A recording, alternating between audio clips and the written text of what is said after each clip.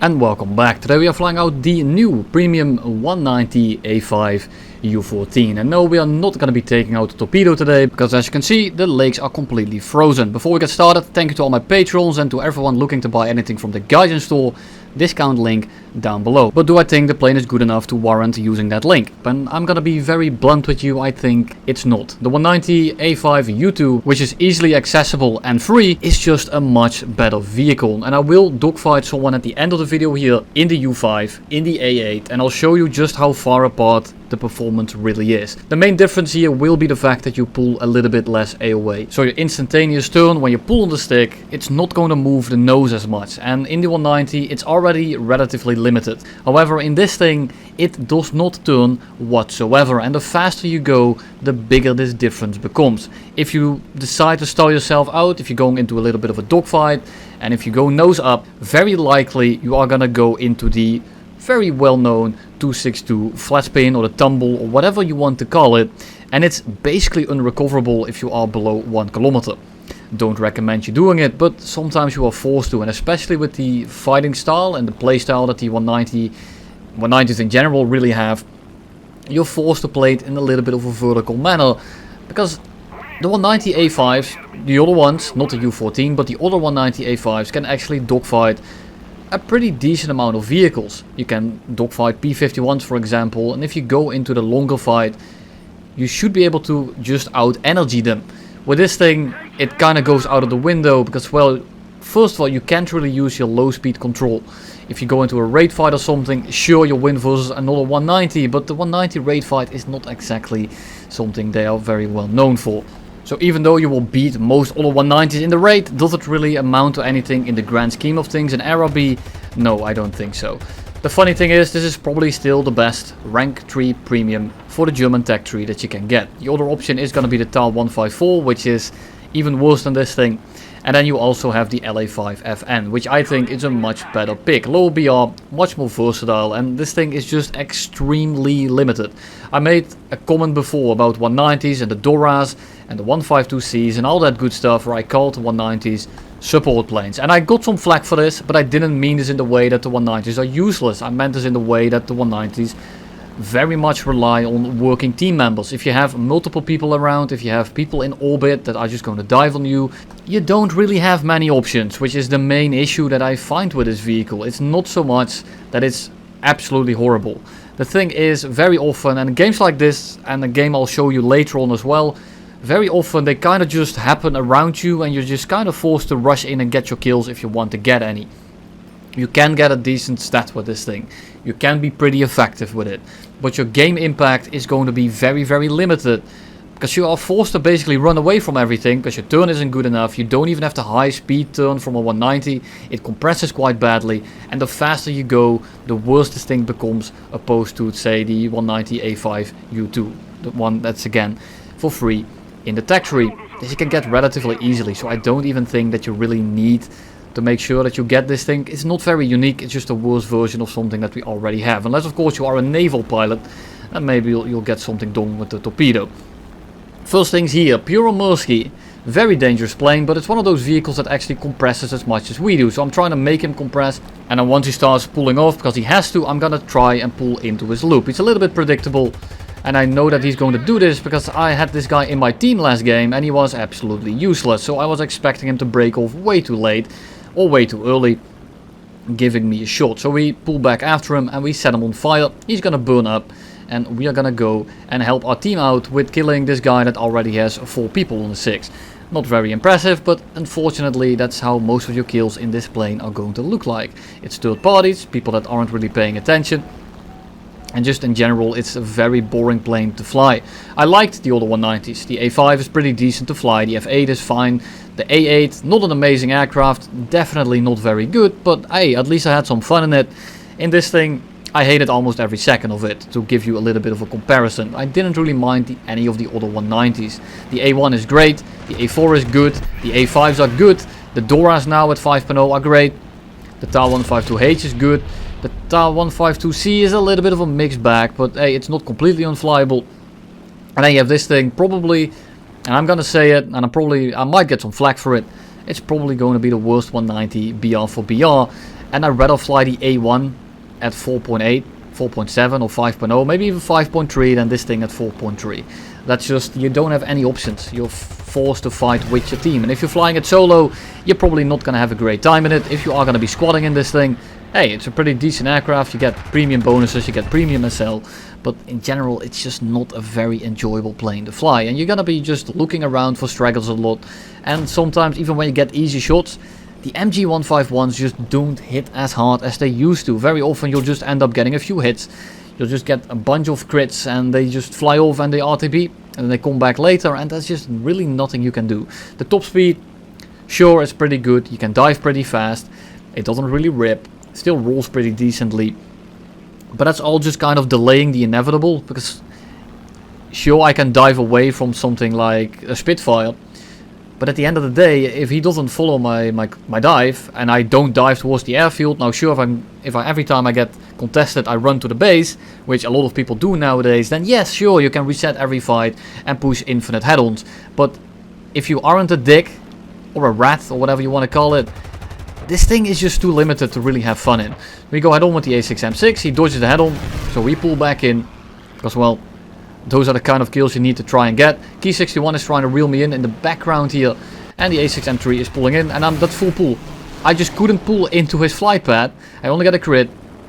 I should have killed him there. A bit of poor gunnery. As well as the plane just not allowing me to do what I want. I have Larry on my 6. Or Lenny, what is his name? I don't know. The screen's a little bit too small. And the AA doesn't like me either. And he's catching me for now. But I don't really mind him. I'm just gonna keep going straight and I will outrun him eventually. Key 61 is just not something I'm gonna even attempt turning with, because it doesn't matter if I'm slower than him, it doesn't matter if he's a complete Pepega. At the end of the day, if he's on my 6, I can't really do anything. And the main issue again is just the compression of this 190. It's much worse than the other ones. And if you try to force a high speed fight, you might actually compress more than your enemy. And you don't really lose any speed because your retention is pretty good, so you just end up flopping in front of him and then you just simply die. And I don't really recommend it. It doesn't sound fun to me and it probably shouldn't sound fun to you either. Which one do I go for here? The P-51, that's obviously shooting at my friendly. We switch on targets, we take his plane apart and I fly on my merry way. I did kind of mess up my teammate there, but I had no real option. I have this Key 61 chasing me. He's either gonna kill me, him, or he's gonna go for someone else. But I'm forced to go straight, and if I turn too much, he's going to catch me. So I'm sorry for that. I kind of brought that guy his own demise. I didn't mean to do that, but I didn't really have any options other than diving to the deck. But he was also dogfighting two people at once, so I tried to save him. And then as the Key 61 is going for the 109, or if he keeps going for me, that's completely fine too. That I can try to like save his 6, but again, just very little options here in the 190 to be had. 109 just dumps it into the ground and I'm gonna be focusing on this Key 61, break off a little bit prematurely, bank my energy, go up and over. I don't turn whatsoever, so I want to keep this guy nice and slow. If he wants to go vertical for us, he's gonna stall himself out, but you know, everyone nowadays just goes head on with each other. So the second I get behind him, he just goes head on with the Yak 9 and I just get an easy shot. Very anticlimactic, and which is unfortunately, well, 80% of flying this thing. Mainly because everyone just tries to die as hard as they can. This A6M is dogfighting with the 109. That's the guy that I crit earlier. He is completely oblivious to the fact that we are pitching right up for him. Is this a good idea? Nope, but he's completely occupied with someone else, so we get kill number 4. And then a little bit later we dive on the F82. But guess what people do nowadays? They run to the airfield because God forbid you actually have to play the game instead of dealing with mistakes you made. So he goes to the base, we barely survive. Look at my pilot, completely red, but we somehow managed to just fly out of the area. Get 5 kills, here's the rewards, pretty decent, but that's about where the nice things end. Here is what I meant with anticlimactic. There is the entire enemy team right below me, but if this J21 is above us, if he's actually there, he is a threat and I need to take him out before I go to the guys on the deck, because no one on my team is actually going for this man. This guy is going too slow, he can't pull in for the head-on, so I'm just gonna send it. He tries to dodge last second, but it doesn't really matter. Look at this, everyone is on the deck and it's looking to be a pretty decent match. I was thinking, okay, I'm going to get some footage here. I might lose some teammates, I might lose some enemies, but I might be able to kill 1 or 2 of these guys in a little bit of a prolonged fight. So let's look at how this is going to go. I'm simply looking around, who do I want to engage, who is a high priority target here, and who is someone that I want to deal with or don't want to deal with later on. The Pure Muskie and the 109 is definitely one of them. Yaks as well. 2 of them instantly go down. One of my teammates goes down, not a big deal. Yak 9k, I can't really get shots on him. I have to break off now, I have to use all the speed to get out of the area. 109 is somewhat thinking about going for us, even though we're going twice as quick as him. So I'm just gonna go straight up, want him to go the other way, and in this entire meantime I cannot fight any of these guys because I don't have the turn rate to pressure anyone. Yak gets set on fire, 109 goes full commit head on with a guy that's already dead, and just like that the entire enemy lobby is gone. That's how most games go. You get one pass, and by the time you loop back over, you either 1v6, and you can't really do much because 1v6 in this thing is quite the experience, let me tell you. Or you lose on tickets, or your team just kills everyone. And that's just because you don't have the ability to put pressure on anyone. We have a Pure Muskie right in front of us, and he is not going very quick, so I'm doing a very gradual turn here. I'm gonna point my plane into where he is going, pick up some speed, so I don't have to constantly turn, so I can build up some. And this guy is gonna try and run a little bit of an energy trap on us. He would be much better off trying to dive below us and just try to dogfight us that way. But instead he's gonna pull right in front of us and we get some shots in. And yes, this is the kind of fight I'm showing you today, which means that you should know just how dry my content bin is. Because I try to get at least something interesting, nice ping spike. But man, I was not having a good time, and call it a skill issue all you want. Prove me wrong, go ahead. And I want more proof than your stat card, because it's not gonna be enough. C205 going for us, XP50 finally broke off, but he's still coming back in. C205 also doesn't turn very well, I'm gonna try to use that to my advantage. I'm gonna predict where he's going to turn. There he comes, and he negs just as I should, and because of my flaps I couldn't neg. Luckily he flies directly straight. So I can frag him real quick. XP50 coming in. We have some distance here, we have some room to actually start diving out, but this is a fight I am not gonna be winning. All this guy needs to do is keep putting pressure on us, the thing that we can't do to other people. All he needs to do is just send it. Unfortunately, what does he do?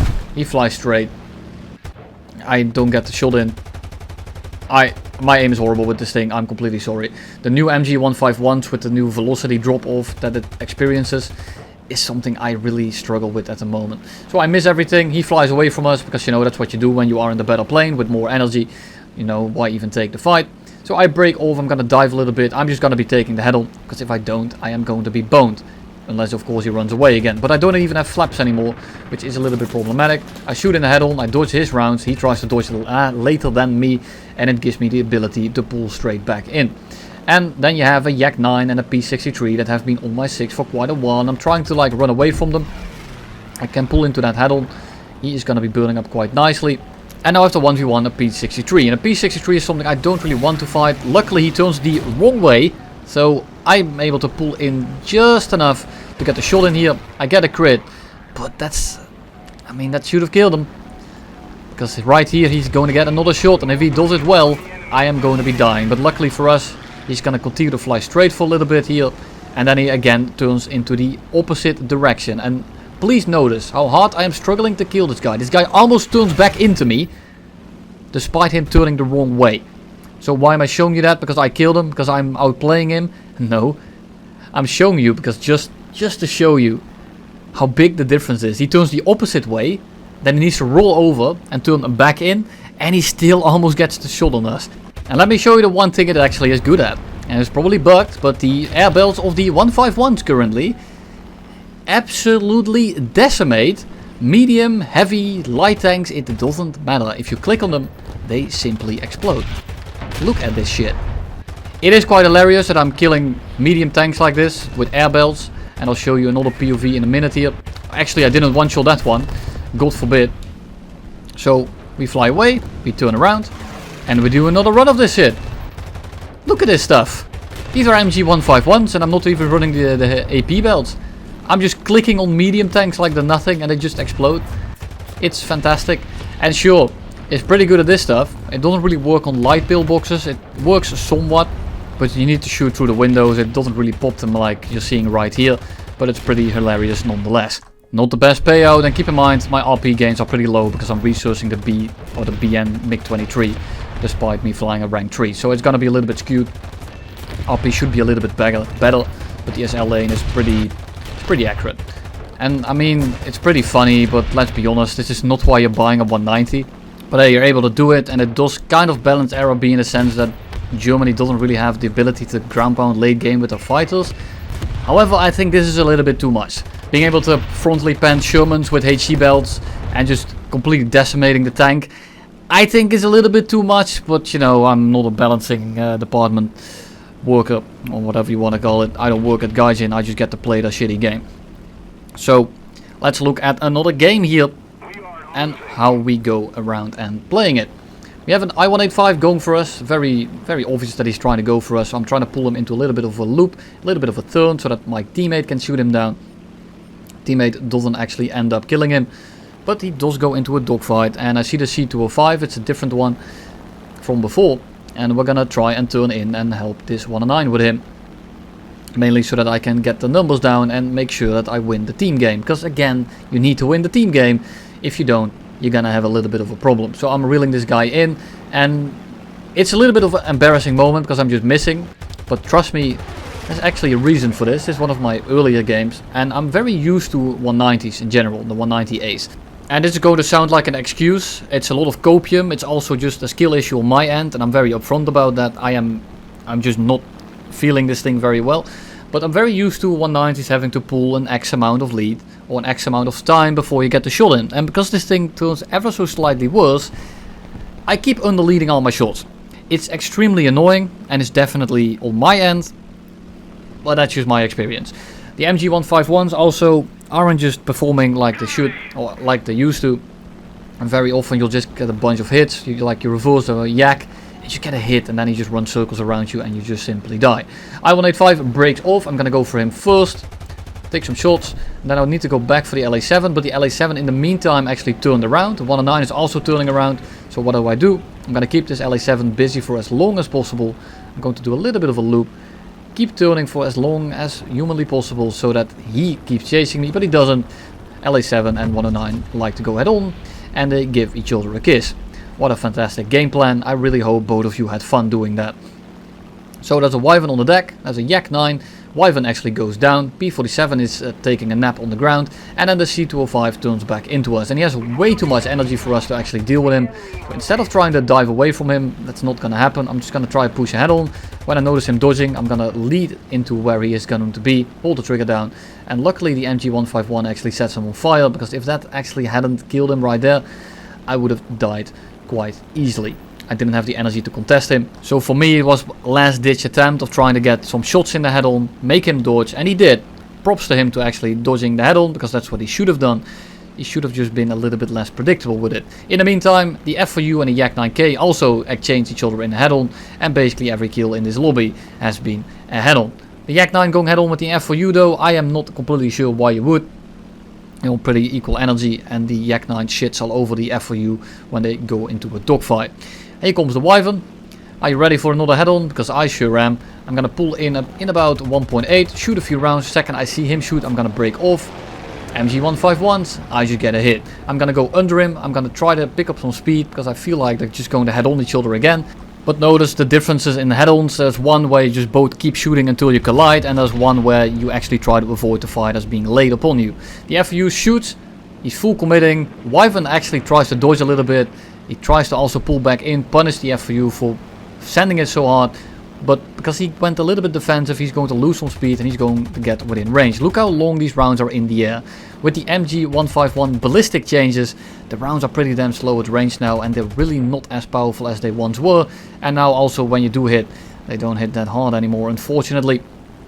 The F4U is going to be running away, and I'm going to put it into a little bit of a climb. Same deal as with the XP50 that I showed earlier, where you go a little bit to the side as well, give him some room, and then he has the ability to maybe turn around.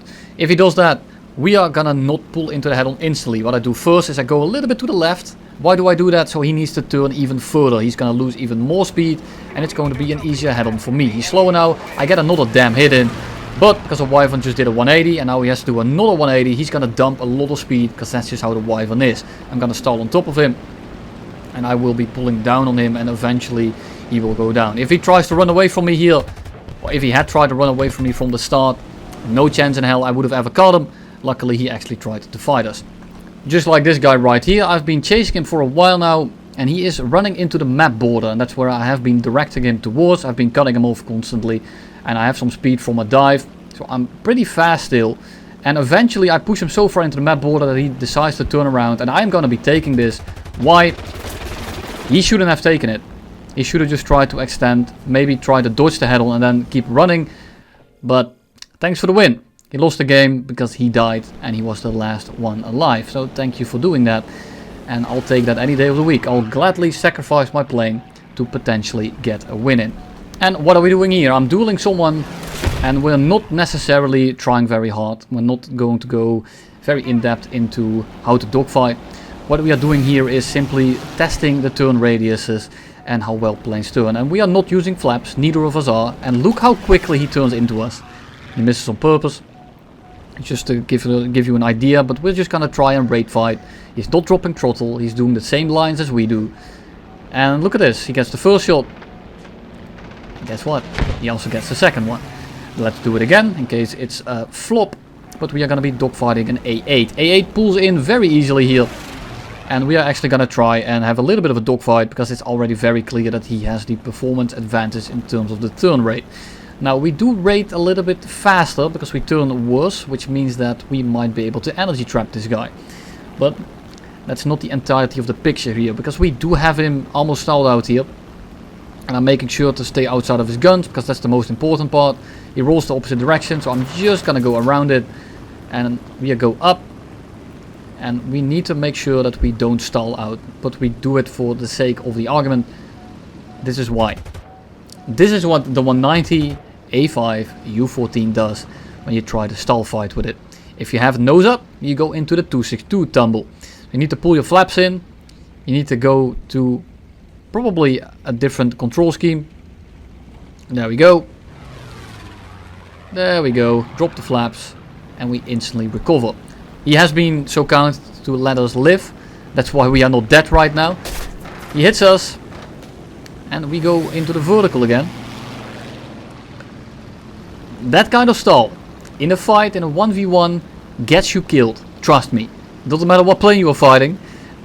If you stall like that, you are probably dead. Unless you're flying something like a Key 43 or something, where you can just instantly recover and then turn around again. But it's not happening. I almost pull in, but I don't. He needs to go up and I need to follow him. The thing is, if I follow him up, guess what? You already know what's going to happen. I'm going to try to get the shot. I don't get it. And yeah, there we go. Yep, there we go. You're forced to go up.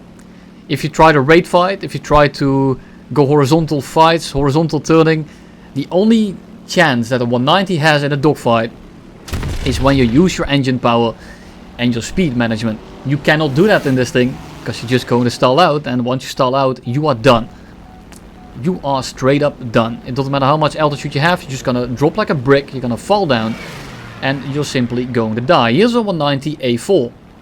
It's the same BR, it's a lower performance version of the 190, and the A4 actually has a slightly weaker engine, and we are going to be using that to our advantage. And you will be able to tell a little bit later on here that we actually do have an energy advantage.